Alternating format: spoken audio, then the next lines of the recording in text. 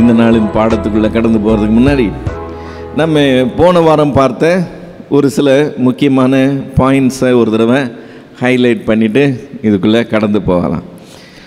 போன வாரம் நம்ம பார்த்த பாடத்தில் பஞ்சாகமம் அப்படின்னு சொல்லி பார்த்தோம். பஞ்சாகமம் என்கிறது ஆதியாகமம், லேவியராகமம், ஆதியாகமம், யாத்ராகமம், லேவியராகமம், எண்ணாகமம், உபாகமம் ஆகிய 5 புத்தகங்களை அடங்கினது பஞ்ச ஆகமம் என்று சொல்லி பார்த்தோம். இந்த பஞ்சாகமத்தை எழுதினது மோசேதான் என்று சொல்லி வேதத்தில் இயேசு கிறிஸ்து சாட்சி பகிர்ந்ததையும், பழைய ஏற்பாட்டிலேயே எஸ்ரா நெகேமியாவில் அதற்குண்டான சாட்சி இருக்கிறதையும் நாம் பார்த்தோம். எழுதின காலம் 1400 கிமுல அப்படின்னு சொல்லி நாம் பார்த்தோம். அது அப்புறம் ஆதியிலே தேவன் வானத்தையும் பூமியும் சிருஷ்டித்தார் என்று சொல்லி வரும்போது, தேவன் ஆதியிலே வானத்தையும் பூமியும் சிருஷ்டித்தார் அப்படின்றது அந்த விசுவாசிக்கிற விசுவாசம் இருக்குது பார்த்தீங்களா, அதுதான் விசுவாசம் என்று சொல்லியும் பார்த்தோம். எபிரேயர் 11வது அதிகாரம் 3வது வசனத்தில் என்ன சொல்லியிருக்கு? காணப்படுகிற இவைகளை காணப்படாதவைகளிலிருந்து அவர் சிருஷ்டித்தார், அதை நம்புகிறது தான் விசுவாசம் என்று சொல்லி பார்த்தோம். ரெண்டாவது காரியம் டைம், ஸ்பேஸ் அண்ட் மேட்டர்னு 3 காரியங்கள் ஒரே க்ஷணத்தில் தேவன் ஆதியிலே வானத்தையும் பூமியும் சிருஷ்டித்தார் என்கிற அந்த ஒரே வாக்கியத்தில் உருவாகுதுன்னு சொல்லி பார்த்தோம். அந்த 3மே 3 திரித்துவம் கொண்டது என்று சொல்லி பார்த்தோம் இல்லையா? இப்போ ஆதியாகமம் 1வது அதிகாரம் 1 வசனத்துக்கும் 1வது அதிகாரம் 2வது வசனத்துக்கும் இடையில் சொல்லப்படாத சம்பவங்கள் நிகழ்ந்திருக்கிறதுக்கு உண்டான வேத ஆதாரங்கள் உண்டுன்னு சொல்லியும் நாம் வேதத்திலேருந்து பார்த்தோம். தேவன் ஒழுங்கின்மையை உருவாக்கியிருக்க முடியாது, தேவன் வெறுமையை உருவாக்கியிருக்க முடியாது. ஆனால் பூமியானது ஒழுங்கின்மையும் வெறுமையுமாக இருந்ததுனால அவர் சிருஷ்டித்தது ஒழுங்கின்மையாக ஆயிருக்குதுங்கிறத நாம் கன்க்ளூட் பண்ணோம். அதற்கு உண்டான வேத ஆதாரம் என்னன்னு சொல்லியும் நாம் பார்த்தோம். ஸோ இன்றைக்கு நம்ம அதை கடந்து 3வது வசனத்துக்குள்ளே போக போகிறோம். ஆதியாகமம் 1வது அதிகாரம் 3வது வசனம் என்ன சொல்லுது? தேவன் வெளிச்சம் உண்டாக கடவுது என்றார், வெளிச்சம் உண்டாயிற்று. இங்கே வெளிச்சம் தோன்றுகிறது. இந்த வெளிச்சம் தேவன் சொன்னதுனால தோன்றுச்சு. நம்ம இருள்னா என்னன்னு சொல்லி போன வாரத்தில் பார்த்தோம். ஆழத்தில் இருள் இருந்தது அப்படின்னு சொல்லும்போது அந்த இருள் வெளிச்சம் இல்லாமையினால் வந்த இருள். வெளிச்சம் வந்தோடனே அந்த இருள் இல்லாமல் போயிடும்னு பார்த்தோம். ஆனால் வெளிச்சம் வரணும்னா வெளிச்சத்துக்கு ஒரு சோர்ஸ் ஆஃப் லைட் தேவை. இப்போ நமக்கு வெளிச்சம் எங்கேருந்து வருது? பகல் நேரத்தில் வெளிச்சம் எங்கேருந்து வருது? சூரியன்லேருந்து வருது.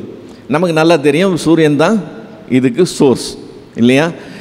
ஆனால் தேவன் வெளிச்சம் உண்டாக்கடுவதுன்னு சொன்னப்போ சூரியன் இல்லை, சூரியன் இல்லை, இருள் இருந்தது. ஆண்டவர் வெளிச்சம் உண்டாக கடவுதுன்னு சொன்னார், வெளிச்சம் தோன்றுகிறது.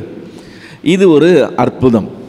தேவன் வானத்தையும் பூமி சிருஷ்டித்தது எப்படி சிருஷ்டித்தார், என்னெல்லாம் செய்து சிருஷ்டித்தார் நமக்கு தெரியல, அதெல்லாம் ஃபுல்லாக டீட்டெயில் அங்கே இல்லை. ஆனால் அதே போல் இந்த வெளிச்சம் உண்டாக கடவுதுன்னு சொன்னார், இது ஒரு அற்புதம் என்று சொல்லி பார்க்குறோம். இதனுடைய டீட்டெயிலும் நமக்கு இல்லை, எப்படி அதுக்கு சோர்ஸ் என்ன, எப்படி உண்டாச்சுன்னு. ஆனால் வெளிச்சம் டக்குன்னு உண்டாகுது. இந்த வெளிச்சம் உண்டாகிறது ரொம்ப ஆச்சரியமான காரியம் என்று சொல்லி பவுல் கொரிந்தியருக்கு எழுதும்போது எழுதுகிறது பார்க்குறோம். பவுல் 2 கொரிந்தியரில் 4வது அதிகாரம் 6வது வசனத்தில் நமக்கு உண்டாகிற ரட்சிப்பை பற்றி பேசுகிறதை பார்க்குறோம். நமக்கு தேவன் ரட்சிப்பை கட்டளையிடுகிறார். அந்த ரட்சிப்பு எப்படி வருதுன்னு சொன்னால், ஒரு குறிப்பிட்ட நேரத்துக்கு முன்னால் எனக்கு கர்த்தர் மேலே விசுவாசம் இல்லாமல் இருக்குது. ஆனால் திடீர்னு ஒரு ரியலைசேஷன் வருது, நான் கர்த்தரை ஏற்றுக்கொள்ளுகிறேன், எனக்குள்ள விசுவாசம் தோன்றுகிறது, என்னுடைய இருதயத்தில் அது தோன்றுகிறது. இந்த கர்த்தரை அறிகிற அந்த அறிவின் ஒளி எனக்குள்ள தோன்றுகிறது பார்த்தீங்களா? அதை ஆதியிலே தேவன் வெளிச்சம் உண்டாக கடவுதுன்னு சொன்னார் பாருங்க. அந்த அற்புதம் எவ்வளோ பெரிய அற்புதமோ அதுக்கு சமமான அற்புதம் என்று சொல்லி இங்கே சொல்கிறத நம்ம பார்க்குறோம். 2 கொரிந்தியர் 4வது அதிகாரம் 6வது வசனம், இருளிலிருந்து வெளிச்சத்தை பிரகாசிக்க சொன்ன தேவன் இயேசு கிறிஸ்துவின் முகத்தில் உள்ள தமது மகிமையின் அறிவாகிய ஒளியை தோன்ற பண்ணும் பொருட்டாக எங்கள் இருதயங்களில் பிரகாசித்தார் என்று சொல்லுகிறார்.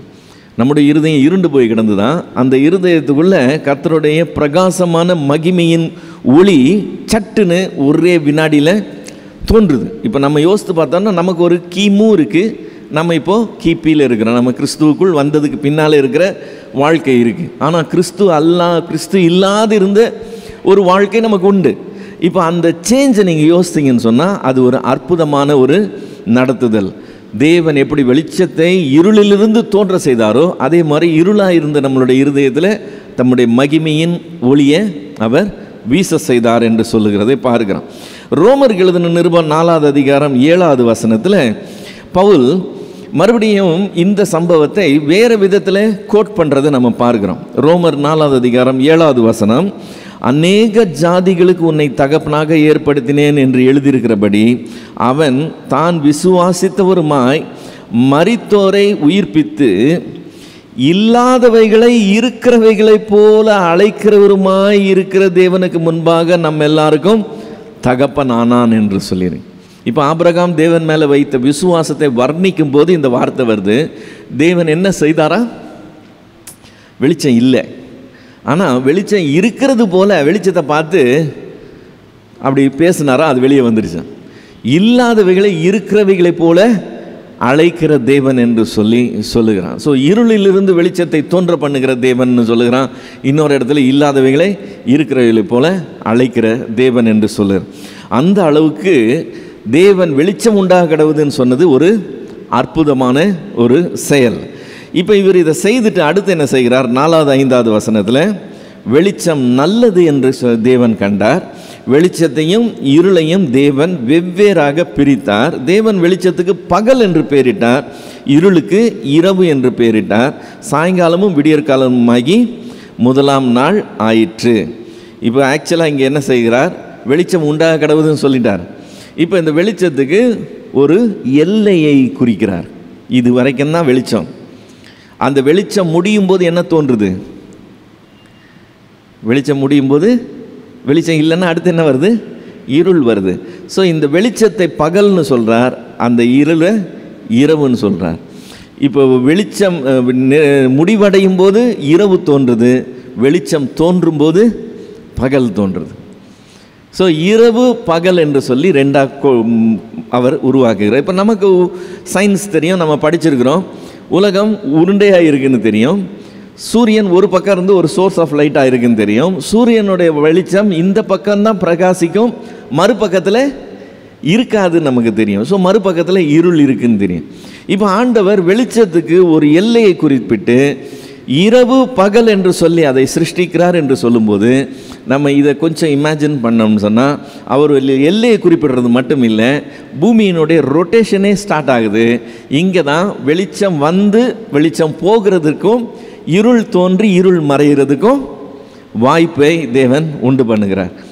பகல் இரவு என்று சொல்லி அந்த சிஸ்டமை ஸ்டார்ட் பண்ணும்போது பூமி சுழல துவங்குகிறது, அந்த சிஸ்டம் ஒர்க் பண்ண ஆரம்பிக்குதுன்னு சொல்லி நம்ம பார்க்குறோம். இப்போ அந்த வசனம் முடியும் போது என்னன்னு முடியுது? சாயங்காலமும் விடியற்காலமும் ஆகிய முதலாம் நாள் ஆயிற்று என்று சொல்லி முடியுது. இப்போ சாயங்காலமும் விடியற்காலமும் ஆகிய முதலாம் நாள் ஆயிற்று அப்படின்னு சொல்லும்போது இங்கே ஒரு ப்ராப்ளம் வருது. என்ன ப்ராப்ளம்னு சொன்னால், நம்முடைய சயின்டிஃபிக் டேட்டாஸ்லாம் எடுத்து பார்த்தோம்னா எதை எடுத்தாலும் அதுக்கு வயசை கனெக்ட் பண்ணாங்கன்னு வச்சுக்கோங்களேன். ஒரு பாறையோ ஒரு கறி துண்டையோ அல்லது ஒரு மரத்துண்டையோ எடுத்து அதுக்கு வயசை டேட் பண்ணாங்கன்னா அது எல்லாமே எதுவுமே ஆயிரக்கணக்கான வருஷங்களில் வர்றதில்லை, எல்லாமே பல கோடி வருஷங்களில் போகிறதே பார்க்குறோம். Millions of years and billions of இயர்ஸ்ன்னு தான் எல்லா சயின்ஸ் புக்லேயும் கதை ஆரம்பிக்கிறத நம்ம பார்க்குறோம். நம்ம வேதத்தினுடைய இந்த சம்பவத்தை நம்ம வேதத்தின் அடிப்படையில் டேட் பண்ணோம்னு சொன்னால் ஒரு 6000 வருஷத்துக்கு மேலே போக மாட்டேங்குது.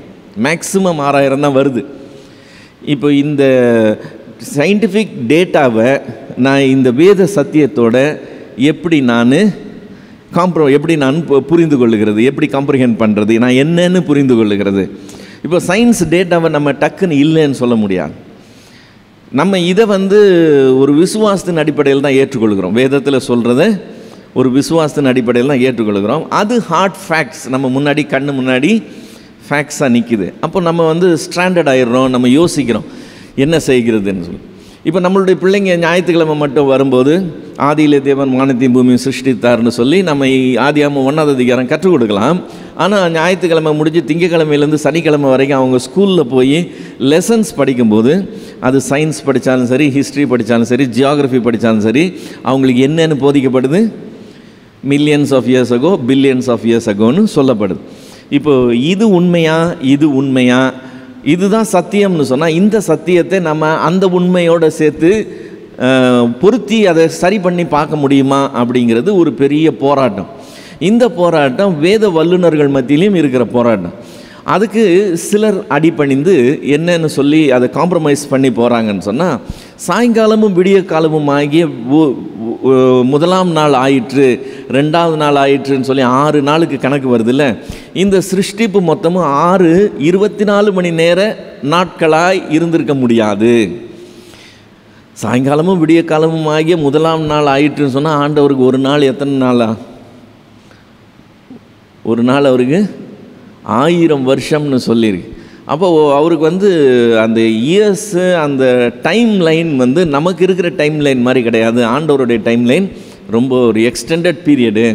அதனால் over a period of time நடந்த காரியங்களை சுருக்கி நமக்கு தெரிஞ்சது மாதிரி அதை ஒரு நாள்னு சொல்லி கொடுத்துருக்கு அப்படின்னு சொல்லி சிலர் அதை அதை நமக்கு எக்ஸ்பிளைன் பண்ணுறதை நம்ம பார்க்குறோம். இந்த எக்ஸ்பிளனேஷன் சயின்ஸோட கொஞ்சம் இது பண்ணுறதுக்காக, காம்ப்ரமைஸ் பண்ணுறதுக்காக உள்ள எஃபர்ட். ஸோ ஓல்டு எர்த் பிலீவர்ஸ்ன்னு சொல்லி இருக்கிறாங்க, நியூ எர்த், அதாவது யங் எர்த் பிலீவர்ஸ்ன்னு சொல்லி இருக்கிறாங்க. யங் எர்த் பிலீவர்ஸ்லாம் இந்த 6000 வருஷத்து நம்புகிறவங்க. ஓல்டு எர்த்தை நம்புகிறவங்கெல்லாம் பல கோடி வருஷங்களுக்கு முன்னாடி உலகம் தோன்றி time plus matter plus chance இவைகளெல்லாம் கொஞ்சம் கொஞ்சமாக கிராஜுவலாக உருவாச்சு. இப்போ ஆண்டவர் உண்டாக கடவுதுன்னு உண்டாச்சுன்னு சொல்லும்போது ஒரு ஃப்ராக்ஷனில் உருவாகுது இல்லையா? அந்த மாதிரி ஃப்ராக்ஷன்லலாம் உருவாகலை. அது over a period of time கிராஜுவலாக கொஞ்சம் கொஞ்சமாக டைம், மேட்டர், சான்ஸ் எல்லாம் ஒன்றா சேர்ந்து காரியங்களை உருவாக்குச்சு அப்படின்னு சொல்லி நம்புகிற ஒரு நம்பிக்கையாக இருக்குது. ஆனால் வேதம் அந்த நம்பிக்கைக்கு இடம் கொடுக்கலைங்கிறத நாம் புரிந்து கொள்ளணும். வேதம் சொல்லுகிறது, சாயங்காலமும் விடியற் காலமும் ஆகிய முதலாம் நாள் ஆயிற்று அப்படின்னு சொல்லும்போது, அது லிட்ரல் 24 hours டேஸ் தான் பற்றி பேசுது. வெறுமனை 24 மணி நேரத்தை பற்றி தான் பேசுது. கோடிக்கணக்கான வருஷங்களை ஒரு நாள்னு சொல்லி நாம் அதை கடந்து போக முடியாதுன்னு சொல்லி பார்க்குறோம். என்ன ஆதாரம்னு சொன்னால், லேவியராகமம் 23ஆவது அதிகாரம் 32வது வசனம். லேவியர் 23:32, அது உங்களுக்கு விசேஷித்த ஓய்வு நாள், அதில் உங்கள் ஆத்துமாக்களை தாழ்மைப்படுத்த வேண்டும்.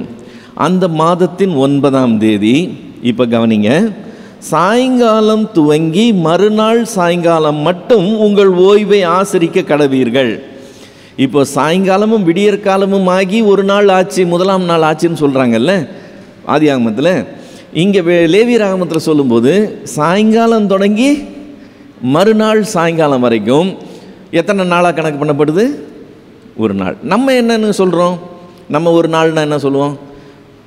காலையில் பொழுது விடிஞ்சு பொழுது போகிறத நம்ம ஒரு நாள்னு சொல்லுவோம். யூதர்கள் பொழுது போகிறதுலேருந்து ஆரம்பித்து மறுநாள் பொழுது போகிறது வரைக்கும் உள்ளது 24 hours அவங்க கணக்கு பண்ணுறாங்க. அது ஒரு ஜூயிஷ் வே ஆஃப் சேயிங் திங்ஸ்ன்னு சொல்லலாம். யூதர்கள் அப்படி பேசுவாங்க, அப்படி சொல்லுவாங்க. என்னன்னு, சாயங்காலமும் விடியற் காலமும்னு சொல்லும்போது 24 hour டே பீரியடை பற்றி அவங்க பேசுகிறாங்க. ஸோ ஆதியாகமம் முதல் அதிகாரத்தில் உள்ள அந்த சம்பவங்கள் நமக்கு கிராஜுவலாக கொஞ்சம் கொஞ்சமாக பல கோடி வருஷமாக நடந்ததுன்னு சொல்கிறதுக்கு உண்டான வேத ஆதாரமே கிடையாது. கர்த்தர் அப்படி தான் அதை சிருஷ்டித்தாருன்னு சொல்லி பார்க்குறோம். அவர் சொன்னார், அது ஆச்சு, அவ்வளோதான். அப்படி தான் அது போகுது. மற்றபடி அதுக்கு வேறு எக்ஸ்ப்ளனேஷன் கொடுக்க முடியாது. அதுக்கு வேதத்தில் சாட்சி கிடையாது. இப்போ 2வது நாளுக்குள்ளே கடந்து போனோம்னா, ஆதியாகமம் 1ஆவது அதிகாரம் 6-8 வரைக்கும் உள்ள வசனங்கள். ஆதியாகமம் 1:6-8 வரைக்கும். பின்பு தேவன் ஜலத்தின் மத்தியில் ஆகாய விரிவு உண்டாக கடவுது என்றும் அது ஜலத்தினின்று ஜலத்தை பிரிக்க கடவது என்றும் சொன்னார். தேவன் ஆகாய விரிவை உண்டு பண்ணி ஆகாய விரிவுக்கு கீழே இருக்கிற ஜலத்திற்கும் ஆகாய விரிவுக்கு மேலே இருக்கிற ஜலத்திற்கும் பிரிவு உண்டாக்கினார். அது அப்படியே ஆயிற்று. தேவன் ஆகாய விரிவுக்கு வானம் என்று பெயரிட்டார். சாயங்காலமும் விடியற்காலமும் ஆகி 2ஆம் நாள் ஆயிற்று. இப்போ இங்கே பாருங்கள், பூமி ஜலத்தினால நிரம்பி இருக்கு. அதை கொஞ்சம் கற்பனை பண்ணிங்கன்னா தான் அது விளங்கும். பூமி ஜலத்தினால நிரம்பி இருக்கு. இப்போ ஆண்டவர் செய்கிற முதல் காரியம் என்னன்னு சொன்னால், இந்த ஜலம் இருக்குல்ல, இப்போ இங்கேருந்து இது வரைக்கும் இருக்கிற ஜலம் இருக்குதுன்னு சொன்னால், இது ரெண்டுத்துக்கு இடையில் ஒரு அட்மாஸ்பியரிக் கேப் ஒன்று க்ரியேட் பண்ணுறார். இப்போ நாம் சுவாசிக்கிறோம் இல்லை, இந்த காற்று, நம்ம ஆக்சிஜன் சுவாசிக்கிறோம், கார்பன் டை ஆக்சைடு வெளியே விடுறோம், நைட்ரஜன் இருக்குது, ஹைட்ரஜன் இருக்குது, ஹீலியம் இருக்குது, எல்லா விதமான கேஷியஸ் எலிமெண்ட்ஸும் இருக்கிற இந்த அட்மாஸ்பியரிக் ஏர் இருக்குல்ல, இந்த அட்மாஸ்பியரிக் ஏர் எவ்வளோ தூரம் இருக்குது? பூமியிலேருந்து சில கிலோமீட்டர்ஸ் தூரம் தான் இருக்குது. அதுக்கப்புறம் இப்போ ஸ்பேஸ்லலாம் போய் தங்கி இருக்கிறாங்களே, அங்கெல்லாம் அட்மாஸ்பியரே கிடையாது. அங்கே இந்த மாதிரி கேஸஸே கிடையாது. அவங்க மூச்சு விடணும்னா என்ன செய்ய வேண்டியிருக்கு? அவங்களுடைய ஆக்சிஜனை தான் அவங்க யூஸ் பண்ண வேண்டியிருக்கு. மற்றபடி அட்மாஸ்பியரில் அங்கே ஒன்றும் கிடையாது. இந்த அட்மாஸ்பியருங்கிறது பூமியிலிருந்து சில கிலோமீட்டர் உயரத்துக்கு பூமியை சுற்றி இருக்கிற ஒரு காரியம். இப்போது தேவன் இந்த அட்மாஸ்பியரை உண்டு பண்ணுறார். நீங்கள் யோசித்து பார்த்துக்கோங்க, ஜலம் இங்கேருந்து இது வரைக்கும் இருக்குதுன்னு சொன்னால், இந்த ஜலத்துக்கு இடையில் ஒரு பிரிவை உண்டாக்கி அந்த அட்மாஸ்பியரை கிரியேட் பண்ணுறார். இப்போது நம்ம அதை காற்றுன்னு சொல்லலாம், அல்லது வெளிமண்டல காற்றுன்னு சொல்லலாம். அதை எப்படி நீங்கள் எக்ஸ்பிளைன் பண்ணுறீங்களோ, அட்மாஸ்பியரிக் ஏர் இது நடுவில் கேப்பாக வருது. இந்த ஜலத்தை மேலே கொண்டு போயிடுறாரு, மற்ற ஜலமெல்லாம் கீழே இருக்குது. அப்போ என்ன நடக்குது? இப்போ பூமி இருக்குது, பூமியை சுற்றி பல ஸ்ட்ரேட்டாவாக அந்த அட்மாஸ்பியர் இருந்து பூமியை சுற்றி ஒரு கோட்டிங் மாதிரி இருக்குது, அப்படி தானே? இப்போ சூரியன்லேருந்து வருகிற பாதிப்பு உண்டாக்குகிற ரேஸ் இருக்குல்ல, அல்ட்ரா வயலட் ரேஸ் இருக்குது, இன்ஃப்ராரெட் ரேஸ் இருக்குது, இதெல்லாம் நம்மை சாக அடிக்கக்கூடிய ரேஸ். அதெல்லாம் உள்ளே வராதபடிக்கு ஓசோன் ஒரு லேயர் இருக்குதுன்னு சொல்லி கேள்விப்படுறோம்ல, அந்த ஓசோன் லேயரில் ஓட்டை விழுந்துச்சுன்னு சொன்னால் சூரியனுடைய அந்த தாக்கம் நமக்குள்ளே வந்து பெரிய ஒரு இழப்பு உண்டாகும்னு சொல்லி பார்க்குறோம். அதனால்தான் கார்பன் எமிஷனை குறைக்கணும், ஓசோன் பாதுகாக்கப்படணும்னு சொல்லி சொல்கிறாங்க. கிளைமேட் சேஞ்ச் வரக்கூடாதுன்னு சொல்லி அதுக்காக நிறைய போராட்டங்கள்லாம் நடத்துகிறாங்க. இப்போது இந்த ஆகாய விரிவுன்னு சொல்லி அவர் உண்டாக்கும்போது, ஆகாய விரிவுக்கு மேலே என்ன இருந்ததுன்னு சொல்கிறாரு? ஜலம். 50% ஜலம் மேலே போயிடுச்சு, 50% ஜலம் கீழே இருக்கு. இந்த ஆகாய விரிவுக்கு பேர் என்னன்னு வைக்கிறாரு? வானம்னு சொல்லி வைக்கிறார். இந்த வானம் என்கிற வார்த்தை ஆதியாகமம் 1ஆம் அதிகாரம் 6வது வசனத்தில் வருது. ஆனால் ஆதியாகமம் 1ஆம் அதிகாரம் 1வது வசனத்திலே ஒரு வானம் வந்துச்சு. ஆதியிலே தேவன் வானத்தையும் பூமியும் சிருஷ்டித்தார்னு சொல்லி பார்க்குறோம். அங்கேயே வானம் வந்துச்சு. இப்போ இங்கே இன்னொரு தடவை வருது, ஆகாய விரிவுக்கு தேவன் வானம் என்று சொல்லி பேரிட்டார். இந்த வானம்னு சொல்லி வரும்போது நாம் அதை சிங்குலரில் புரிந்து கொள்ளக்கூடாது, அதை நாம் ஒருமையில் எடுத்துக்கொள்ளக்கூடாது. வேதம் எப்போவுமே வானத்தை பன்மையில் தான் பேசுது. பவுல், நான் எனக்கு ஒருத்தனை தெரியும், அவன் எத்தனாவது வானத்துக்கு போனேன்னு சொல்கிறான், 3வது வானத்துக்கு போனான்னு சொல்லி சொல்கிறத பார்க்குறோம். வானத்தை வேதம் பன்மையில் சொல்லுதுங்கிறது நாம் ஃபர்ஸ்ட் ஆஃப் ஆல் பேசிக்காக அண்டர்ஸ்டாண்ட் பண்ணிக்கணும். அந்த பன்மையை பற்றி நீங்கள் பார்க்கணும்னு சொன்னாக்க, சங்கீதங்களின் புஸ்தகம் 103வது சங்கீதத்தில் 19வது வசனத்தில் எப்படி இருக்குது? சங்கீதம் 103:19 என்ன சொல்லுது? அவருடைய சிங்காசனத்தை அவர் எதில் ஸ்தாபித்தாரா? வானங்களில் ஸ்தாபித்தார்னு வசனம் சொல்லுது. தேவரீர் உம்முடைய சிங்காசனத்தை வானங்களில் ஸ்தாபித்தேன். ஸோ அது பன்மையில் பேசுகிற ஒரு வார்த்தை. ஸோ 1வது வசனத்துலேயும் வானம்னு வந்துருச்சு, 6வது வசனத்துலேயும் வானம்னு வந்தவுடனே நம்ம கன்ஃபியூஸ் ஆகக்கூடாது. வானங்கள் பன்மையில் இருக்கிற ஒரு காரியம், அதனால் அதில் ஒன்றும் குழப்பம் கிடையாது. சரி, இப்போ இந்த ஜலத்துக்கு மத்தியில் ஆகாய விரிவை உண்டு பண்ணி ஆகாய விரிவுக்கு மேலே ஜலமும் கீழே ஜலமும் கொடுக்கும்போது, இந்த 2 ஜலத்துக்கு நடுவில் அட்மாஸ்பியரிக் ஏர் அவர் கிரியேட் பண்ணும்போது லைஃப் ஃபார்ம்ஸ் எக்ஸிஸ்ட் ஆகிறதுக்கு உண்டான ஒரு சூழ்நிலையை அவர் ஏற்படுத்துகிறதை நாம் பார்க்கிறோம். இப்போ வெறுமனை ஃபுல்லாக ஜலமாக இருந்ததுன்னா அதில் செடி முளைக்கிறதுக்கோ மரம் தோன்றுகிறதுக்கோ புல் பூண்டு முளைக்கிறதுக்கோ வாய்ப்பு கிடையாது. ஏன்னா அந்த ஜலம் எல்லாத்தையுமே அழிச்சிடும் கம்ப்ளீட்டாக, ஃபுல்லாக நிறைஞ்சு நின்றுட்டு இருந்துச்சுன்னா. இப்போ அதை எடுத்துட்டு அந்த அட்மாஸ்பியரிக் ஏரை க்ரியேட் பண்ணும்போது அடுத்து சிருஷ்டிப்பு வர்றதுக்கு இது வழிவகுக்குது.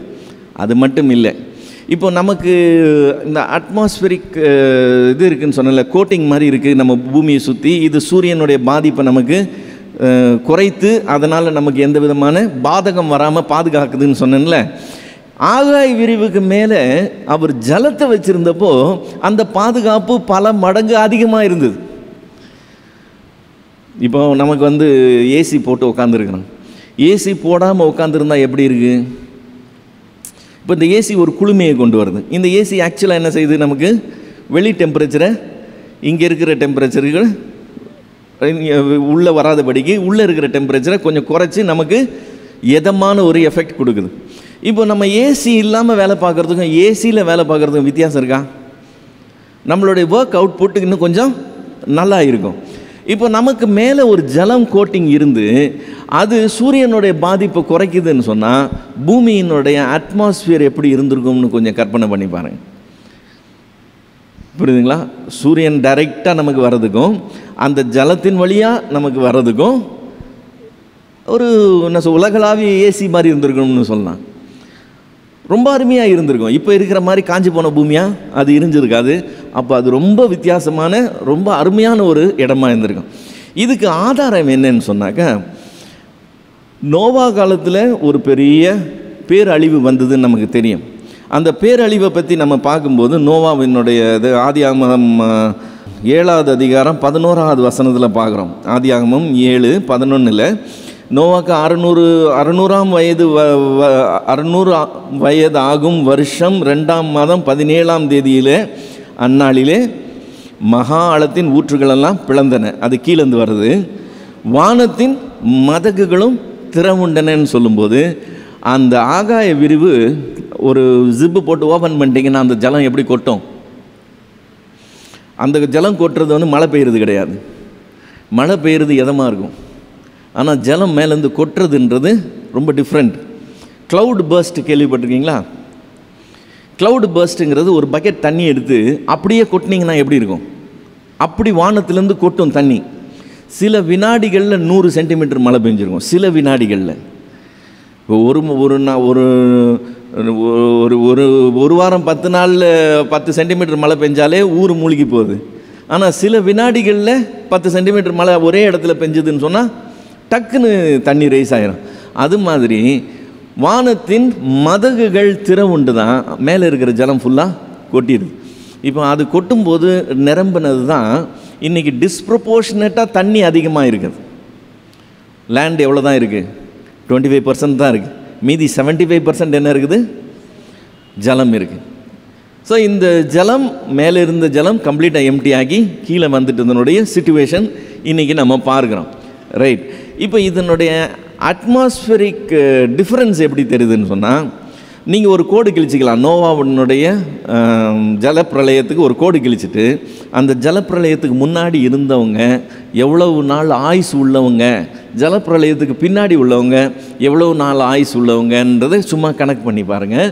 அந்த கோட்டுக்கு முன்னாடி பார்த்தீங்கன்னா 900 வருஷம் 800 வருஷம் சாதாரணமானது. ஆனால் அந்த கோட்டுக்கு அப்புறம் வேகமாக குறைஞ்சிக்கிட்டே வரும். 600, 400, 300, 200, 100 வேகமாக குறைஞ்சிக்கிட்டே வரும். அதுக்கப்புறம் 100க்கு மேலே இருக்கிறதுங்கிறதே பெரிய விஷயம். மனுஷனோட ஆயுசு நாட்கள் 70 வருஷம், பலத்தின் மிகுதினால் 80 வருஷங்கிற அளவுக்கு வந்துட்டான். அப்போ 10 மடங்கு அது குறையுது. அதுக்கு முன்னாடி அவன் 900 வருஷம் இருக்கிறவனாக இருந்தான், இப்போ குறைஞ்சிட்டான். இன்னும் எவிடன்ஸ் வேணும்னு சொன்னால், ப்ரீ ஹிஸ்டாரிக் க்ராக்கடைல்ஸ்ன்னு சொல்லி நீங்கள் இன்டர்நெட்டில் தேடுங்க. கூகுள் சர்ச்சில் போயிட்டு ப்ரீ ஹிஸ்டாரிக் க்ராக்கடைல்ஸ்ன்னு சொல்லி இமேஜில் தேடுங்க. அந்த ப்ரீ ஹிஸ்டாரிக் க்ராக்கடைலோடைய இமேஜ் கொடுக்கும்போது அதுக்கு ரெஃபரன்ஸாக பக்கத்தில் ஹியூமன் இமேஜை வச்சு கொடுப்பாங்க. ஏன்னா உங்களுக்கு அப்போ தான் அது எவ்வளோ பெருசுன்னு தெரியும். நம்முடைய கிராக்கடைல் இருக்குல்ல, இப்போ நம்ம பார்க்குற முதலைகள், இந்த முதலைகள் அந்த ப்ரீ ஹிஸ்டாரிக் கிராக்கடைல்ஸ் பக்கத்தில் பல்லி சைஸில் இருக்கும். கம்பேர் பண்ணால் பல்லி சைஸில் இருக்கும். அப்போது அந்த ஜலம் ஆகாய விரிவுக்கு மேலே இருந்தப்போ இருந்த கண்டிஷன், அந்த அட்மாஸ்பியரிக் கண்டிஷன் எவ்வளவு ப்ராஸ்பரஸாக, எவ்வளோ தூரத்துக்கு ஹெல்த்தியாக, எவ்வளோ தூரத்துக்கு நல்லதாக இருந்துச்சுன்னு சொன்னால், ஆயுசு நாட்கள் அதிகம் இருந்தது மட்டும் இல்லை, எல்லாரும் பெருசு பெருசாக வேறு இருந்தாங்க. சைஸு அனிமல்ஸ், நான் கிராக்கடைல் ஒன்று எக்ஸாம்பிளுக்கு சொல்கிறேன், மற்ற எல்லா அனிமல்ஸும் எடுத்துக்கிட்டிங்கனாலும் இப்போ இருக்கிற அனிமல்ஸ், பேழையிலேருந்து பொழைச்சி வெளியே வந்ததெல்லாம் இருக்குல்ல, எல்லாமே அழிஞ்சு போகலைல்ல, எல்லாம் ரெண்டு ரெண்டாக உள்ளே போனதெல்லாம் வந்துருக்குதுல்ல. இப்போ இருக்கிற யானைக்கும் அப்போ இருக்கிற யானைக்கும் வித்தியாசம். இப்போ இருக்கிற யானை அது முன்னாடி பசு மாதிரி இருக்குது, அது அவ்வளோ பெரிய யானையாக இருக்குது. ஸோ அதுங்களுடைய சைஸ் பெருசு, அதனுடைய ஆயுசு நாட்கள் 10 மடங்கு பெருசு. ஸோ இந்த ஜலம் மேலே இருந்து அப்படி ப்ரொடெக்ஷன் கொடுத்து அவ்வளவு அருமையான ஒரு உலகமாய் தேவன் அதை சிருஷ்டித்து வைத்திருந்தார். இந்த டிஃப்ரென்ஸை, இந்த டிராஸ்டிக் சேஞ்சை நம்ம நோவாக்கு அப்புறம் நம்ம அதிகமாக பார்க்குறோம். இப்போ 2வது நாள் முடிஞ்சதுக்கப்புறம் 9வது வசனத்துலேருந்து பார்த்தோம்னு சொன்னால் 9:10, ஆதியாகமம் 1:9-10, வானத்தின் கீழே ஜலம் இருக்கிற ஜலம் ஒரு இடத்தில் சேரவும் வெட்டாந்தரை காணப்படவும் கடவுது என்றார்.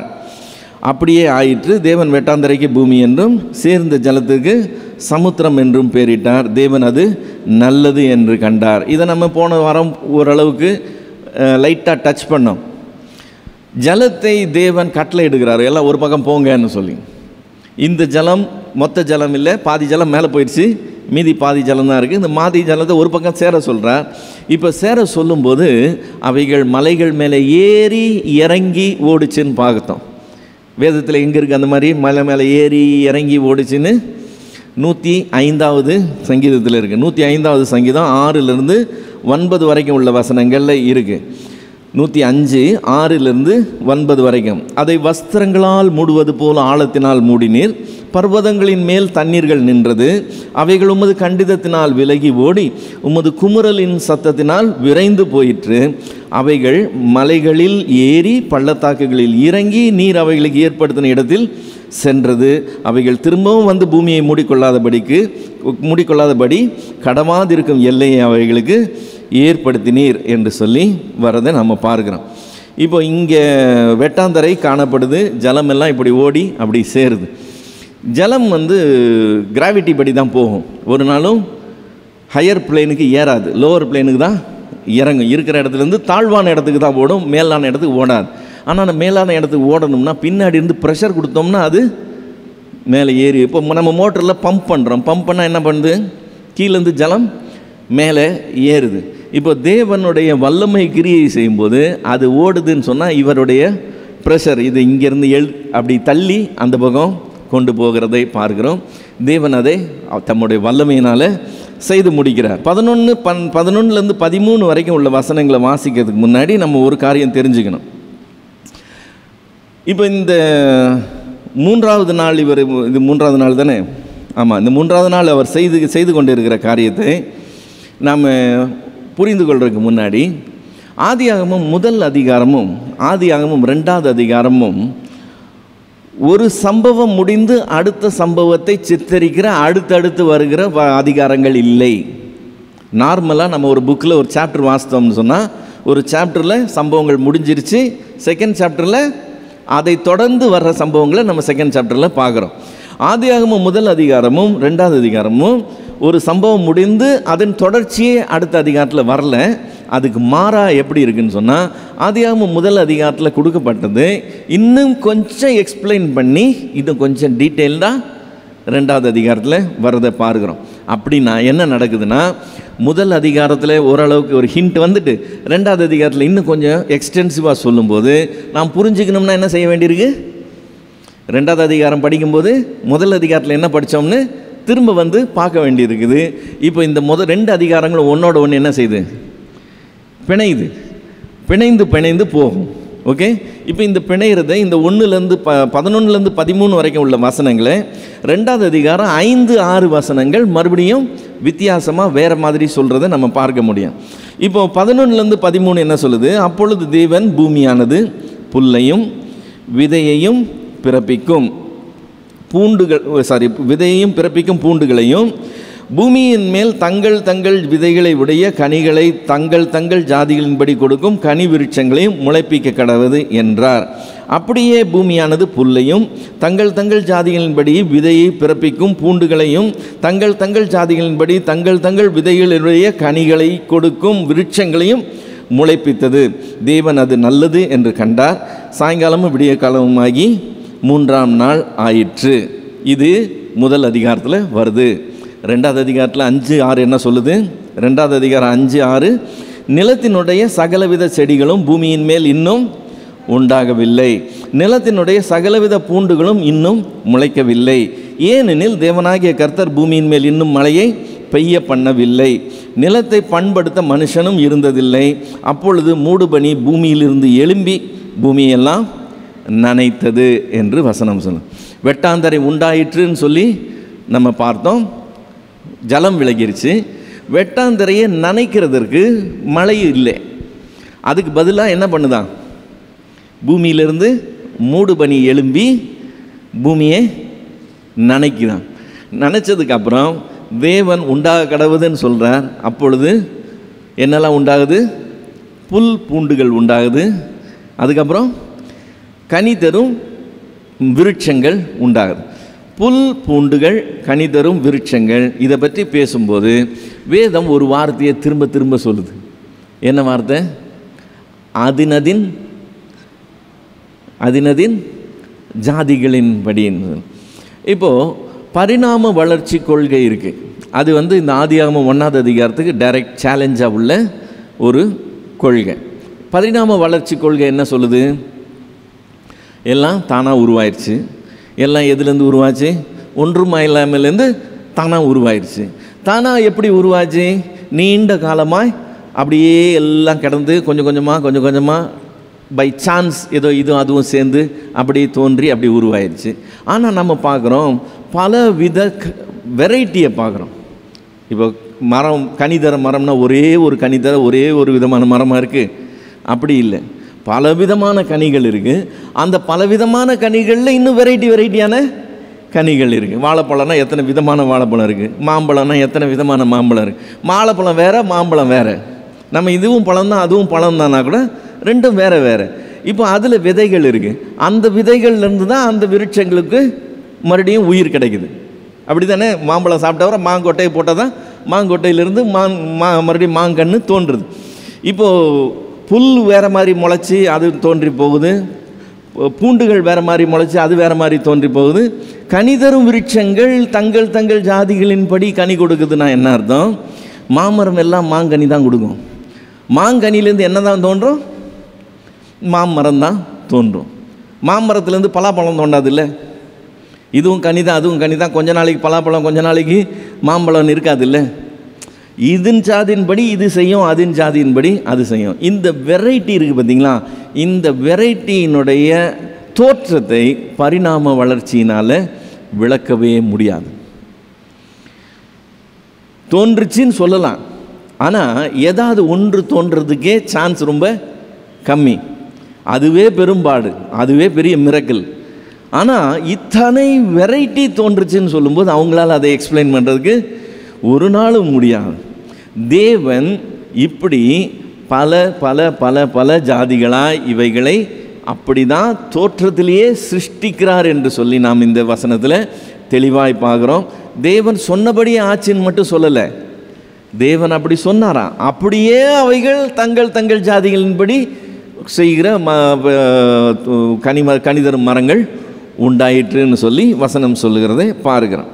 இப்போ 4வது நாளுக்குள்ளே போனோம்னு சொன்னால் 14வது வசனத்துலேருந்து 19வது வசனம் வரைக்கும் 4வது நாள் என்ன நடக்குது? பின்பு தேவன் பகலுக்கு இரவுக்கும் வித்தியாசம் உண்டாகத்தக்கதாக வானம் என்கிற ஆகாய விரிவிலே சுடர்கள் உண்டாக கடவுது.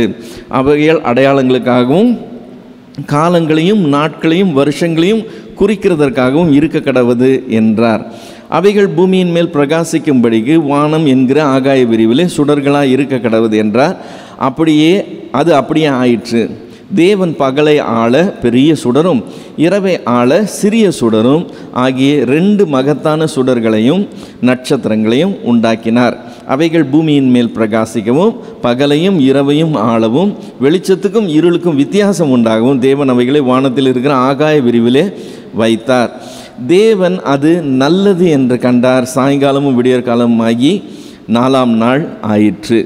இப்போ ஆகாய விரிவில் வைத்தார்னு சொன்னால் ஆகாய விரிவுக்கு உள்ளே வைத்தார்னு அர்த்தம் கிடையாது. ஆகாய விரிவுன்றது ஒரு ஃபியூ கிலோமீட்டர்ஸ் தூரத்தில் தான் இருக்குது. அதுக்கப்புறம் பரந்த வானம் வருது. அங்கே இந்த அட்மாஸ்பியரே இல்லைன்னு சொல்லி பார்க்குறோம். சூரியன் நம்மளுக்கு எவ்வளோ கிலோமீட்டர் தூரத்தில் இருக்குது? 15-20 கிலோமீட்டர்லையா இருக்குது? இல்லை, அது பல ஆயிரம் கிலோமீட்டர் தள்ளி இருக்குது. அப்போ அந்த ஆகாய விரிவில் வைத்தார்னு என்ன அர்த்தம்? அது தெரிகிறது, ஆகாய விரிவில் தெரியும், ஆனால் இருக்கிறது ரொம்ப தூரத்தில் இருக்குது. சரி, இப்போ சாயங்காலமும் விடியற்காலமும் ஆகிய 4ஆவது நாள் ஆயிற்றுன்னு சொல்லியிருக்கு.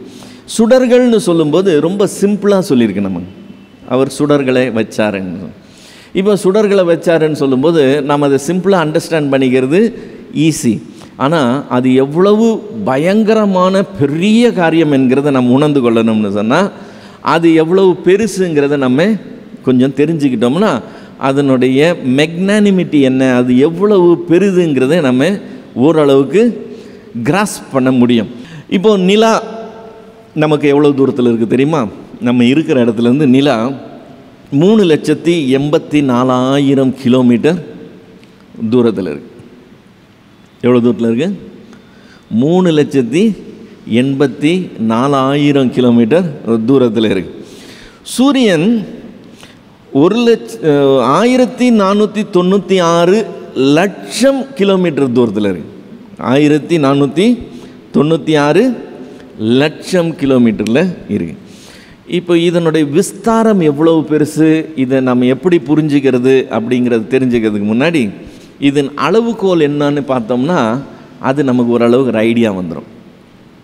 இப்போ நம்ம எல்லாம் செல்ஃபோன் வாங்குகிறோம். இந்த செல்ஃபோன் வாங்கும்போது அதில் டிஸ்பிளேக்கு சைஸ் கொடுப்பான். என்ன ரீடிங்கில் கொடுப்பான் அந்த டிஸ்பிளே சைஸு? இத்தனை அடின்னு கொடுப்பானா? இன்ச்சில் கொடுப்பான். 7 இன்ச்சு, 5 இன்ச்சு, 6 இன்ச்சுன்னு சொல்லி இன்ச்சஸில் கொடுப்பான். இப்போ நம்ம ஒரு டேபிள் அல்லது நாற்காலி வாங்குகிறோம். அது இன்ச்சஸில் கொடுப்பானா அடியில் கொடுப்பானா? அடியில் கொடுப்பான். ஏன் அதை இன்ச்சஸில் கொடுக்கல? இன்ச்சஸில் கொடுத்தா அவன் நிறையா போகும். அது கொஞ்சம் பெருசாக இருக்கிறதுனால, சின்னதாக இருந்தால் இன்ச்சஸில் பேசலாம், பெருசாக இருக்கிறதுனால அதை அடியில் பேசும். இப்போ நம்ம ஒரு இடம் வாங்க போகிறோம்.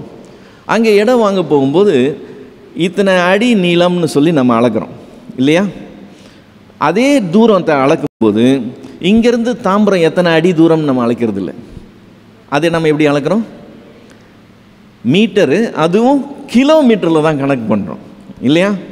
அதை இன்ச்சஸில் கணக்கு பண்ணல, சென்டிமீட்டரில் கணக்கு பண்ணல, அடியில் கணக்கு பண்ணல, மீட்டரில் கணக்கு பண்ணல, கிலோ மீட்டரில் கணக்கு பண்ணுறோம். எவ்வளோக்கு எவ்வளோ பெருசாகுதோ அதே மாதிரி அதனை அளக்கும் அளவுகோலும் பெருசாகிக்கிட்டே போகும். இப்போது இந்த சுடர்களை வானத்தில் வச்சார் அப்படின்னு சொல்லும்போது இவைகள் நம்மை விட்டு எவ்வளோ தூரம் இருக்குதுன்னு சொல்லும்போது நான் இப்போ உங்களுக்கு கிலோமீட்டர் கணக்கில் சொன்னேன். சந்திரன் எவ்வளோ தூரத்தில் இருக்குதுன்னு சொன்னேன்? 3,84,000 கிலோமீட்டர் தூரத்தில் இருக்குதுன்னு சொன்னேன். சூரியன் எவ்வளோ தூரத்தில் இருக்குதுன்னு சொன்னேன்? 1,496 லட்சம் கிலோமீட்டர் தூரத்தில் இருக்குதுன்னு சொன்னேன். ஆனால் நட்சத்திரங்களை நான் தூரம் சொல்லும்போது கிலோமீட்டரில் கூட சொல்ல முடியாத அளவுக்கு அது இன்னும் தூரத்தில் இருக்குது. ஸோ அதுக்கு என்ன செய்கிறாங்கன்னு சொன்னால் வேறு மாதிரி அளவுகோலை பயன்படுத்துகிறாங்க.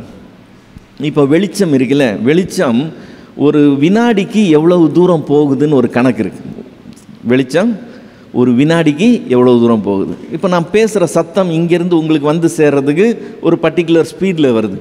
அது ஒரு வினாடிக்கு எவ்வளோ தூரம் போகுதுன்னு இருக்குது. எது வேகமாக போகும்? சத்தம் வேகமாக போகுமா, ஒளி வேகமாக போகுமா? ஒளி தான் வேகமாக போகும்.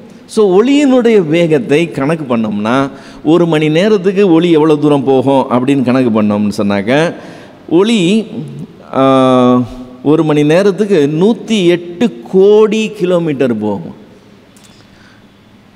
1 மணி நேரம் ஒளி ட்ராவல் ஆச்சுன்னா எவ்வளோ தூரம் போகுதா? 108 கோடி கிலோமீட்டர் போய் சேர்ந்துடும்.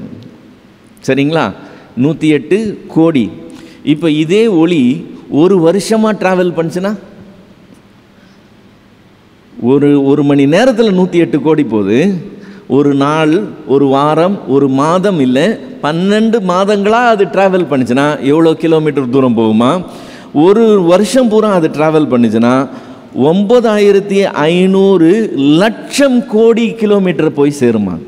இப்போது நம்ம விட்டு இந்த நட்சத்திரங்கள் எவ்வளோ தூரத்தில் இருக்குது அப்படின்னு கணக்கு பண்ணணும்னு சொன்னால், ஒரு வருஷத்துக்கு லைட்டு ட்ராவல் ஆச்சுன்னா எவ்வளோ தூரம் போகும்? அதுக்கு பேர் என்னதுன்னா லைட் இயர். இத்தனை லைட் இயர்னு கணக்கு இருக்குது. 4 லைட் இயர், 5 லைட் இயர் இல்லை, அதுவும் பல 100 லைட் இயர் தள்ளி போகுது, பல 1000 லைட் இயர் தள்ளி போகுது. அப்போ எவ்வளவு தூரம் இருக்குதுன்னு யோசித்து பாருங்கள். இன்ச்சஸில் கணக்கு பண்ணுறது வேறு, அடி கணக்கில் கணக்கு பண்ணுறது வேறு, கிலோமீட்டர் கணக்கில் கணக்கு பண்ணுறது வேறு, லைட் இயராக கணக்கு பண்ணுறது வேறு. அது எவ்வளவு லைட் இயர் தூரன்றது தான் அஸ்ட்ரானமிக்கல் கேல்குலேஷன். புரியுதுங்களா? அப்போது அந்த எக்ஸ்பான்ஸ் இருக்குல்ல, ஆண்டவர் உண்டு பண்ணினார், சிருஷ்டார், இப்படி வச்சார், இப்படி ஒரு சுடரை வச்சார், அப்படி ஒரு சுடரை வச்சார், நட்சத்திரங்களை வச்சார்.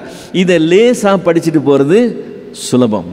ஆனால் இதை எப்படி இவ்வளவு பெருசை சிருஷ்டித்தார்னு கவனிக்கும்போது நமக்கு கொஞ்சம் மலைப்பு நமக்குள்ளே வர ஆரம்பிக்கும். இப்போ நட்சத்திரங்களை வச்சிருக்கிறாருன்னு பார்க்கும்போது எந்த விதமான இதுவும் இல்லாமல், மேகமும் இல்லாமல், வானம் தெளிவாக காணப்படும் போது நீங்கள் என்னைக்காவது உட்காந்து எத்தனை நட்சத்திரம்னு ஒரு தடவை எண்ணி பார்த்துருவோம்னு எண்ணிருக்கீங்களா? முடியும், எண்ணி பாருங்கள், முடியும். உங்கள் கண்ணுக்கு எந்த மேகமும் இல்லாமல் தெளிவாக இருக்கிற நாளில், பிரைட்டாக இருக்கிற நாளில் நீங்கள் எண்ணுனீங்கன்னா மேக்ஸிமம் 5000 நட்சத்திரம் தான் கண்ணுக்கு தெரியுமா? எத்தனை? 5000. ஆனால் உண்மையில் 5000 நட்சத்திரம் தான் இருக்குதா அப்படின்னு சொல்லி கேட்டோம்னா, நட்சத்திரத்தின் எண்ணிக்கை எத்தனை இருக்குதுன்னு சொல்கிறாங்க. அந்த எண்ணிக்கை எப்படி தெரியுமா தெரியுது? அது அவங்க சொல்கிறது என்ன தெரியுமா சொல்கிறாங்க? ஒரு கடற்கரையில் போயிட்டு கடல் மண் இருக்குல்ல, அந்த மணல் கை நிறைய ஒரு மணலை எடுத்துகிட்டு வந்துட்டு டேபிள் மேலே போட்டு அதில் எத்தனை பருக்கை இருக்குதுன்னு எண்ணி பாருங்கள். கை நிறைய எடுத்துகிட்டு வந்து டேபிள் மேலே போட்டு எத்தனை மணல் பருக்கை இருக்குதுன்னு எண்ணி பாருங்கள். எண்ணி பார்த்தா 50000, ஒரு பிடி மணலில் 50000 பார்ட்டிகல்ஸ் இருக்கும். ரைட். இப்போ நீங்கள் உலகம் ஃபுல்லுத்துலேயும் இருக்கிற எல்லா கடற்கரையில் இருந்தும் எல்லா மணலையும் எடுத்து மொத்தமாக கொட்டி மொத்தமாக எத்தனை பருக்கைகள் இருக்குன்னு சொல்லி எண்ணினீங்கன்னா ஒரு நம்பர் வரும்ல. ஒரு பிடியில் 50000 வந்துருச்சு. மெரினா பீச்சில் எவ்வளோ இருக்கும் யோசித்து பாருங்கள். அது மாதிரி நம்மளோட ஈஸ்ட் கோஸ்ட்டில் இருக்கிறது, நம்மளுடைய வெஸ்ட் கோஸ்ட்டில் இருக்கிறது, உலகம் எங்கிலும் இருக்கிற எல்லா கோஸ்ட்டில் இருக்கிற எல்லா கடற்கரை மணலையும் எடுத்து டோட்டலாக போட்டு எத்தனை பருக்கைகள் என்ன எவ்வளோ பெரிய நம்பர் வரும். நட்சத்திரங்கள் அதை விட அதிகம்னு சொல்லி சொல்கிறாங்க. நம்ம கண்ணுக்கு எவ்வளோ தான் தெரிஞ்சுது? வெறும் 5000. ஆனால் ஆக்சுவலாக நட்சத்திரங்கள் இருக்கிறது அவ்வளவு அதிகம். இப்போ நம்ம இருக்கிறது மில்கி வே அப்படின்ற ஒரு கேலக்சியில் நாம் இருக்கிறோம். இந்த மில்கி வே கேலக்சியில் மட்டும் 10,000 கோடி நட்சத்திரங்கள் இருக்குதுன்னு ஒரு கணக்கு. ஓகே, மொத்த அட்மாஸ்பியரில் மில்கி வே மட்டும் இல்லை. மில்கி வே மாதிரி எத்தனை கேலக்சிஸ் இருக்குது? ஏதாவது ஐடியா இருக்கா? மில்கி வே ஒரு கேலக்சி. இந்த ஒரு கேலக்சியில் 10,000 கோடி நட்சத்திரங்கள் இருக்குது. இப்போ இந்த 10,000 கோடின்னு நம்ம சொல்லிட்டு கடந்து போயிடறோம்ல. ஒரு வினாடிக்கு ஒன்றுன்னு நீங்கள் கணக்கு பண்ணிங்கன்னா இந்த 10,000 கோடி எண்ணி முடிக்கிறதுக்கு எவ்வளோ நாள் ஆகும் தெரியுமா? ஒரு வினாடிக்கு 1 அப்படின்னு கணக்கு பண்ணால் 10,000 கோடி எண்ணி முடிக்கிறதுக்கு எவ்வளோ நாள் ஆகும்? 3171 வருஷம் ஆகும். அப்படின்னா என்ன அர்த்தம்? நம்மளுடைய ஆயுசு பத்தாது. மில்கி வே கேலக்சியில் இருக்கிறதே என்றதுக்கு பத்தாது. ஆனால் மில்கி வே கேலக்சி மாதிரி எத்தனை கேலக்சிகள் இருக்கான்? 2000 லட்சம் கேலக்சி இருக்கான். ஒரு கேலக்சியில் 10,000 கோடி. ஒரு கோடினா 7 சைபர். 10,000க்கு ஏற்கனவே 4 சைபர் வந்துருச்சு. 4 சைபர் பக்கத்தில் இன்னும் 7 சைபர் போட்டிங்கன்னா அவ்வளவு நம்பர் இருக்குது. அவ்வளவு குவான்டிட்டி இருக்கான். அவ்வளவு நட்சத்திரங்கள் இருக்குது. இப்போ இந்த நட்சத்திரங்களுடைய தூரங்கள் எல்லாம் லைட் இயர்ஸில் கணக்கு பண்ணணும். இப்போ பியூட்டி என்ன தெரியுங்களா? இந்த இரவு சாயங்காலமும் விடியற் காலமும் ஆகிய 4வது நாள் முடிஞ்சிச்சுன்னு சிம்பிளாக இந்த வசனம் சொல்லி முடிக்குது இல்லை? ஆண்டவர் இவைகளை எல்லாம் இப்படி சிருஷ்டித்தாருன்னு சொல்லி இந்த 4வது நாளை பற்றி இவ்வளோ சிம்பிளாக சொன்னதை பற்றி சங்கீதங்களின் புஸ்தகம் 33வது சங்கீதம் 6வது வசனத்தில் ஒரு வார்த்தை இருக்குது. சங்கீதம் 33:6. சங்கீதம் 33:6 என்ன சொல்லுது? கர்த்தருடைய வார்த்தையினால் வானங்களும் அவருடைய வாயின் சுவாசத்தினால் அவைகளின் சர்வ சேனையும் உண்டாக்கப்பட்டது. நான் மறுபடியும் வாசிக்கிறேன். கர்த்தருடைய வார்த்தையினால் வானங்களும் அவருடைய வாயின் சுவாசத்தினால் அவைகளின் சர்வ சேனையும் உண்டாக்கப்பட்டது. அப்படின்னா என்ன அர்த்தம்? அவருடைய வாயின் சுவாசத்தினால் அவைகள் உண்டாச்சுன்னா என்ன அர்த்தம்? இவ்வளவு பெரிய சிருஷ்டிகளை சிருஷ்டிக்கிறதுக்கு அவர் தம்முடைய சுண்டு விரலை கூட அசைக்கலைன்னு அர்த்தம். அவர் எஃபர்ட்டே எடுக்கலை, சும்மா ஜஸ்ட் சொன்னாராம் இவைகளெல்லாம் சிருஷ்டிக்கப்பட்டது. எவ்வளவு பெரிய பெரிய சிருஷ்டிப்புகளை அவர் எவ்வளவு சர்வசாதாரணமாக செஞ்சு சாயங்காலமும் விடிய காலமும் ஆகிய 4வது நாள் முடிஞ்சதுன்னு சொல்லி சாதாரணமாக கடந்து போகுதுன்னு நீங்கள் பாருங்கள். இப்போ நான் சொன்னேன், நம்மளுடைய மில்கி வே கேலக்சியில் இருக்கிற நட்சத்திரங்களை எண்ண ஆரம்பித்தாலே இந்த 10,000 கோடி எண்ணி முடிக்கிறதுக்கு 3171 வருஷம் ஆகும்னு சொன்னேன் இல்லையா? நம்மளால் எண்ணவே முடியாது. ஆனால் வசனம் என்ன தெரியுமா சொல்லுது? சங்கீதங்களின் புஸ்தகம் 147வது சங்கீதம் 4வது வசனம். சங்கீதம் 147:4. அவர் நட்சத்திரங்களின் லக்கத்தை எண்ணி, நம்மளால் எண்ண முடியாதான், அவர் என்ன செய்கிறார்? நட்சத்திரங்களின் லக்கத்தை எண்ணி அவைகளுக்கு எல்லாம் பேரிட்டு அழைக்கிறார். ஒன்றுத்துக்கும் இண்டிவிஜுவல் நேம்ஸ் இருக்கான். அவர் பேரிட்டு அவைகளை அழைக்கிறது. அப்போது அவருடைய ஞானம் எவ்வளவு பெருசு, அதனுடைய விஸ்தாரம் எவ்வளவு பெருசு, ஜஸ்ட் கொஞ்சம் கிராஸ் பண்ணுறதுக்கு ட்ரை பண்ணுங்கள். அந்த கிரியேஷன் அவ்வளவு பயங்கரமானது. 4வது நாளில் அவர் இந்த சுடர்களையெல்லாம் ஆகாய விரிவில் வைத்தாருன்னு சொல்லி பார்க்குறோம். இது எதுவும் சாதாரணம் கிடையாது, அது இவ்வளவு மகிமையானதுன்னு சொல்லி நாம் பார்க்குறோம். ஸோ 4 நாட்களுடைய சிருஷ்டிப்பை நாம் இதோட முடிக்கிறோம். நான் இதோட நிறுத்தி கொள்ள போகிறேன். நீங்கள் ஏதாவது கேள்விகள் இருந்தால் கேட்டு நம்ம இன்றைக்கி க்ளோஸ் பண்ண போகிறோம். கிரியேஷனை சயின்டிஃபிக்கோட ரிலேட் பண்ணி பார்க்கும்போது இந்த மில்கிவே கேலக்சியில் இருக்க சின்ன உலகத்துக்காக தான் மொத்த ஸ்பேஸே உருவாக்கப்பட்டதுன்ற மாதிரி இருக்கு. ஆனால் சயின்டிஃபிக் படி பெரிய ஸ்பேஸில் நம்ம பூமி ஒருத்தவங்க இருக்கோன்ற மாதிரி தான் நாம் கேள்விப்பட்டிருக்கோம். ஆனால் அந்த சின்ன உலகத்துக்காக தான் மொத்த ஸ்பேஸே உருவாக்கப்பட்டது. நிறைய ஆகாய விரிவு ஜலத்திலிருந்து உருவானது. அப்போ பூமி மொத்தமாக முன்னாடி ப்ளூ கலர், இப்போ நிறைய கான்டினென்ட்ஸ் பார்க்குறோம், மொத்த ப்ளூவாக தான் இருந்ததோ பூமியே. ஜலம் இருந்ததுனால ப்ளூவாக இருக்கும்னு கணக்கு பண்ணுறீங்களா? அந்த ப்ளூ எங்கேருந்து வருது? ஜலத்தில் இல்லை, வானத்துடைய கலர் தான் ப்ளூவில் ரிஃப்ளெக்ட் ஆகுது ஜலத்தில். அதான் மொத்தமாக பூமி ஃபுல்லாக இப்போ ஜலத்தோடு தான் இருந்தது. பூமி ஜலத்தில் இருந்தது, அது ப்ளூவாக இருந்ததுன்னு சொல்ல முடியாது. இப்போ நமக்கு இருக்கிற ப்ளூ கலரு வானத்துடைய ரிஃப்ளெக்ஷன், அதுதான் ஜலத்தில் ப்ளூவாக தெரியுது. ஓகே, இப்போ நீங்கள் கேட்ட ஃபஸ்ட்டு கொஸ்டின் ரொம்ப நல்ல கொஸ்டின். மொத்த ஆகாய விரிவை பார்த்தீங்கன்னா பூமி சென்டரில் கூட இல்லை. அது எங்கேயோ ஒரு பக்கம் ஒரு மூலையில் இருக்குது. நம்ம மில்கி வே கேலக்ஸியே ஒரு பக்கம் மூலையில் இருக்குது. நம்ம மில்கி வே கேலக்சியில் கூட நம்ம சென்டரில் இல்லை. சூரியன் தான் சென்டரில் இருக்குது. நம்ம எல்லாம் ஆளுக்கு ஒரு பக்கம் ஏதோ ஒரு சின்ன ஒரு சின்ன டாட், இன்சிக்னிஃபிகண்ட் டாட்டாக நம்ம இருக்கிறோம்.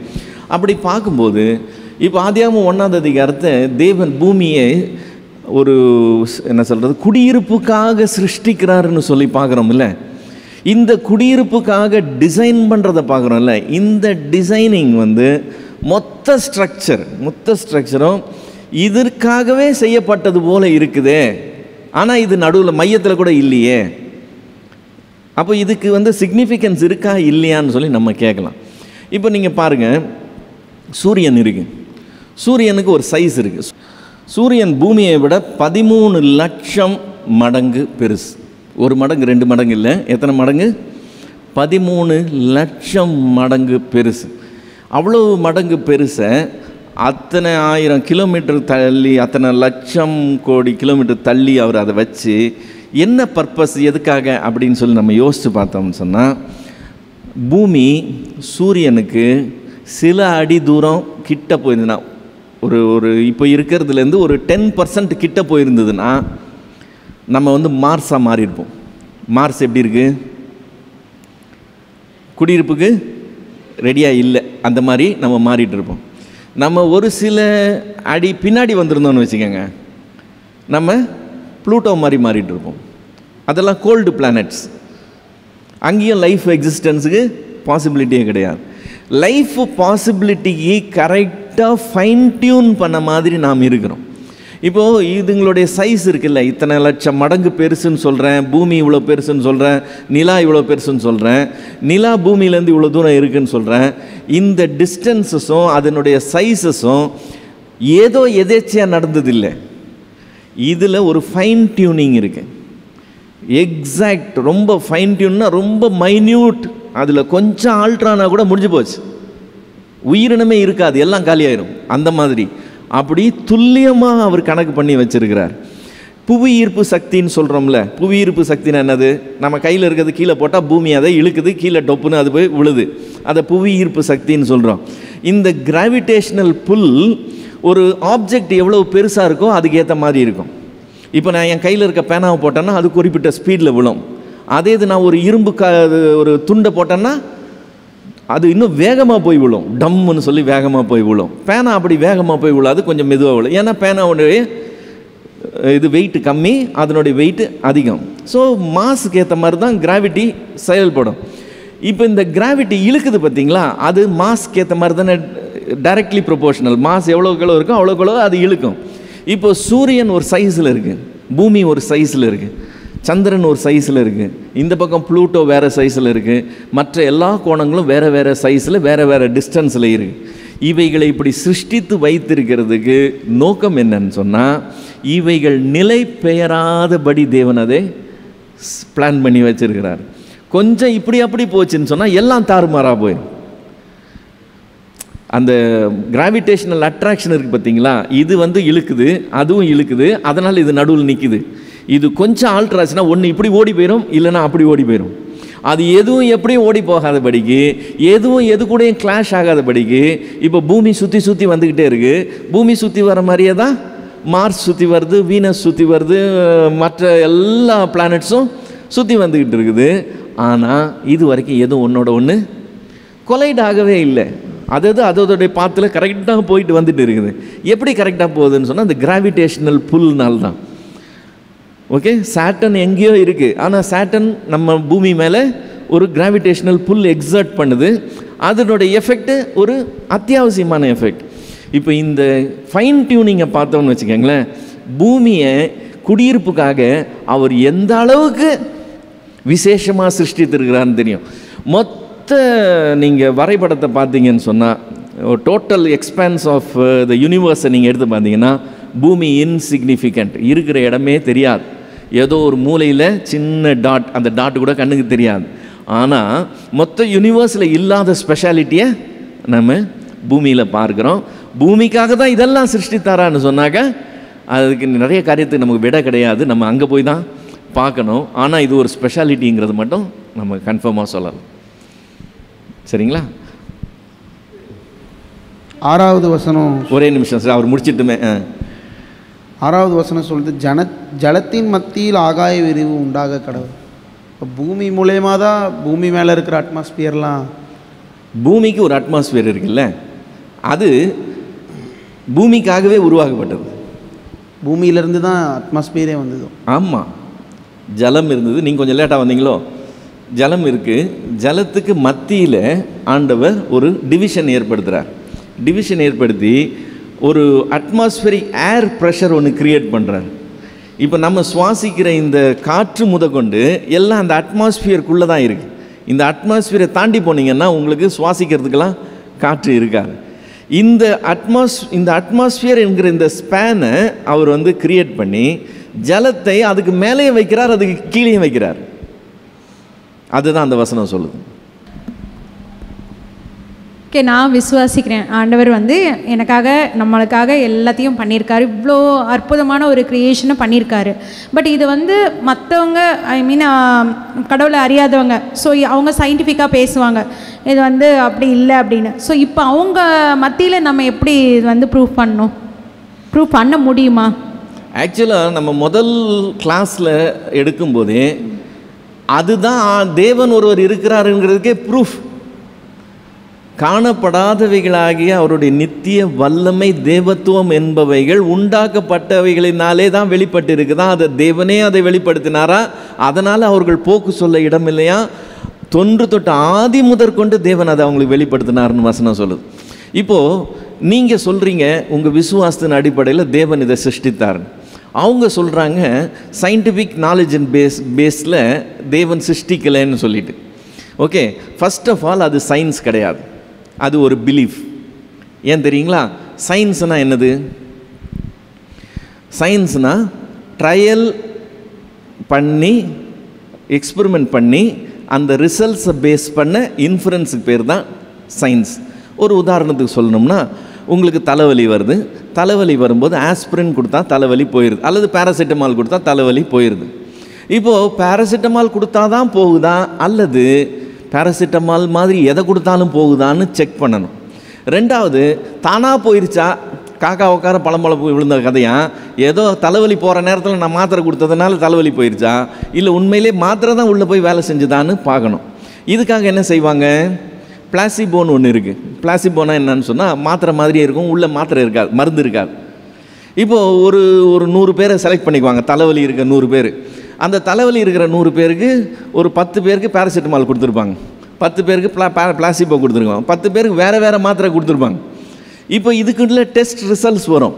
இப்போ இந்த ரிசல்ட் வரும்போது பேராசிட்டமால் கொடுத்த 10 பேருக்கும் சரியாயிடுச்சு, இவங்களில் கொஞ்சம் பேர் தான் சரியாக இருக்குது, இவங்களுக்கு கொஞ்சம் பேர் தான் சரியாக இருக்குன்னு சொல்லும்போது பேராசிட்டமால் தான் ரிசல்ட் அதிகம் அப்படின்னு சயின்டிஃபிக்காக என்ன ஆகுது? ப்ரூஃப் ஆகுது. இதுக்கு பேர் தான் சயின்ஸ். ட்ரையல், அதனுடைய இன்ஃப்ளூயன்ஸ், அதோட அந்த இன்ஃப்ளூயன்ஸ் பேஸ்டு அண்டர்ஸ்டாண்டிங் பேர் தான் சயின்ஸ். இப்போது தானாக உருவாச்சுன்னு சொல்கிறது சயின்ஸ் இல்லை, அது ஒரு பிலீஃப். தானாய் உருவானதுக்கு என்ன சயின்டிஃபிக் எவிடன்ஸ்? பேராசிட்டமால் ஒர்க் பண்ணுதுன்னு சயின்டிஃபிக் எவிடன்ஸ் இருக்குங்க. தானாக உருவாச்சுன்னு என்ன எவிடன்ஸ்? இப்போ தேவன் உருவாக்குனார்னு என்ன எவிடன்ஸு? எவிடன்ஸ் இல்லை. அதனால தான் அதுக்கு பேர் என்ன சொல்கிறோம்? விசுவாசம்னு சொல்கிறோம். நான் விசுவாசிக்கிறேன், அப்படி ஐ ஜஸ்ட் பிலீவ். ஓகே, இப்போது சயின்ஸுன்னு சொல்லிவிட்டு அவங்க எல்லாம் தானாக உருவாச்சுன்னு சொல்லும்போது எவிடன்ஸ் இருக்கா? எவிடன்ஸ் இல்லை. எவிடன்ஸ் இல்லாமல் நம்புறதுக்கு பேர் என்னது? பிலீஃப். அது ஒரு பிலீஃப், அது சயின்ஸ் இல்லை. சயின்ஸ் போர்வையில் வரும், அவ்வளவுதான். ஸோ அவங்களுக்கு ப்ரூஃப் பண்ணுறது ரொம்ப ஈஸி. ஏன்னா ஒரு ஒரு எஃபெக்ட் இல்லாமல் ஒரு காஸ் இருக்கா? என்னென்னா, இப்போ வந்து இந்த சேர் எடுத்துக்கோமே, இந்த சேரை அப்படி யாராவது உருவாக்கலைன்னா அந்த சேர் உருவாகாது. தானாக வந்து உட்காந்துக்குமா அந்த சேரு? இல்லை. எஃபெக்ட் இருந்தால் தான் காஸ், காஸ் இருந்தால் தான் எஃபெக்ட். ஸோ காஸ் இல்லாமல் ஒரு எஃபெக்ட் வராது. இப்போ அந்த சேர் நகருதுன்னு வச்சுக்கோங்க, அதை நகர்த்தினது என்னன்னு நான் பார்ப்பேன் இமீடியட்டாக. தானாக நகர்ந்துச்சுன்னு உட்காந்துருப்பேன் சும்மா? இல்லை. அந்த எஃபெக்ட் வருதுன்னா அதை காஸ் பண்ணது என்னன்னு சொல்லி பார்ப்பேன். So the effect always proves a cos. இப்போது எல்லாம் உண்டாச்சுங்க, எல்லாம் உருவாயிருக்கு, சயின்ஸ் படி நான் நம்புகிறேன்னு சொன்னால் வாட் இஸ் த காஸ்? இதெல்லாம் எஃபெக்ட், ரைட்டு. எஃபெக்ட் நம்ம அப்சர்வ் பண்ணுறோம். ஆனால் என்ன காஸ்? அதுக்கு என்ன ப்ரூஃப்? இல்லை. புரியுதுங்களா? அவங்க விஞ்ஞானம் மாதிரி பேசுவாங்க, அது விஞ்ஞானம் இல்லை, ஆக்சுவலாக அது ஒரு நம்பிக்கை. அது ஒன்றுமே இல்லாமல் தானாக உருவாச்சுன்னு சொல்கிறத விட தேவன் உருவாக்குறான்னு சொல்கிறது கொஞ்சம் லாஜிக்கலாக பெட்டராக இருக்கும். அதனால் அந்த விசுவாசத்தோட இந்த விசுவாசம் கொஞ்சம் கம்மி தான், அதுதான் அதிகமான விசுவாசம். ஏன்னா அப்படி நம்புறதுக்கு பெரிய நம்பிக்கை வேணும், அதனால் அது சரி வராது.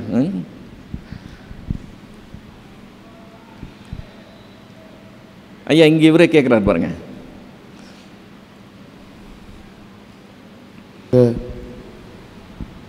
சிக்ஸ்த்து verse நான் ரொம்ப லிட்ரலாக படித்து தப்பாக புரிஞ்சுக்கிறேன். ஆகாய விரிவு மத்தியில் ஆகாய விரிவு, ஜலத்தின் மத்தியில் ஆகாய விரிவுன்னு அந்த தண்ணீர்களின் நடுவில் ஆகாய விரிவு வந்தது மாதிரி நான் லிட்ரலாக படித்து தப்பாக புரிஞ்சுக்கிட்டேன். இன்னொன்று, நோவாவோட பேழை நம்ம அந்த அளவுலாம் படிக்கிறோம். இப்போ நீங்கள் சொல்கிற crocodile, ப்ரீ ஹிஸ்டாரிக் crocodiles மற்ற எல்லாரும் மனுஷங்க இதெல்லாம் பார்த்தா அந்த பேழைக்கும் இதுக்கும் இடம் பத்திருக்குமான்னு கேட்குறீங்களா? அதுக்கு இது என்னன்னு சொன்னால், எக்ஸ்பிளனேஷன் என்னன்னு சொன்னால், அடல்ட் ஃபுல் க்ரோனை தான் உள்ளே கொண்டு போகணுன்னு அவசியம் கிடையாது. ஆண் பெண் 2 உள்ளே போகணும், 2 குட்டியை கூட கொண்டு போகலாம். ப்ரீஹிஸ்டாரிக் crocodiles-ஓட குட்டி வந்து சின்னது மாதிரி இருக்கும். ஒரு ஆண் ஒரு பெண் தான் ஸ்பீஷீஸ் உள்ளே போகணும், ஸ்பெசிமென் உள்ளே போகணும். அதுக்கு பதிலாக ஒரு லைவாக பெருசு தான் இருக்கிறதுல லார்ஜஸ்ட் உள்ளே தள்ளிட்டு போகணுன்ற கட்டாயம் கிடையாது. புரியுதுல்ல? அப்போ ஆகவே பண்ணலாம் தாராளமாக.